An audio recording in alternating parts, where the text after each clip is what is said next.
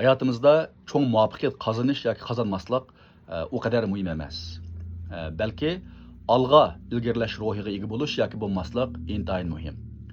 Chunki hech kim, hatto o'zimizmi orqaga chekinishni, oldiga qarab mangmaslikni yaxshi ko'rmaymiz.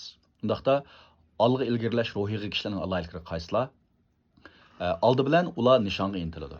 Ularning hayotda aniq nishoni bo'ladi va o'sha nishonga yetish uchun planli harakat qiladi. Undan keyin o'ziga bo'lgan ishonchi kuchli bo'ladi. O'zining kuchiga ishonadi, qiyinchiliklarga duch kelgan chaqda voz kechmaydi, davomli olg'a qarab ilgirlashning chorasini topadi. Undan boshqa davomli o'rganish ruhiga ega bo'ladi.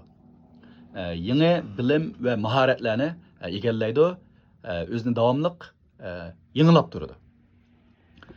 Mas'uliyatchanlik ruhi kuchli bo'ladi. O'zining ishlariga va qarorlariga mas'ul bo'ladi.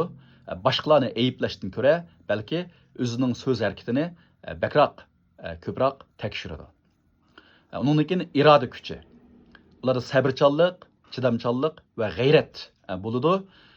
Uzun muddatlik safar maqsadlar uchun davomli tirishadi. Undan keyin yangilikqa ochiq bo'ladi. Chunki jahon, sharoit, vaqt o'zgarib turadi. Unga moslashish uchun o'rganish, moslashish ro'yi bo'lishi kerak. Ularda o'zgarishdan qo'rqmaydi, aksicha o'zgarishga taqobil tura oladigan kuchni hozirlashga tirishchilik qilgan bo'ladi.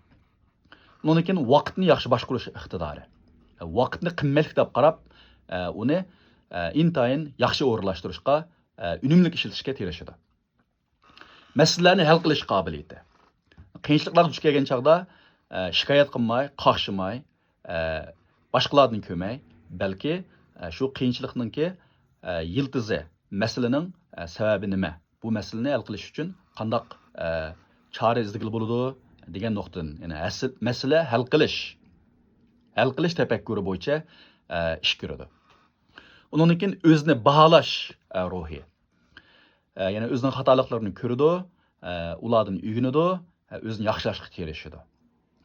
O'zini tanqid qila oladi va o'zidan o'ziga o'zi ilhom bera oladi.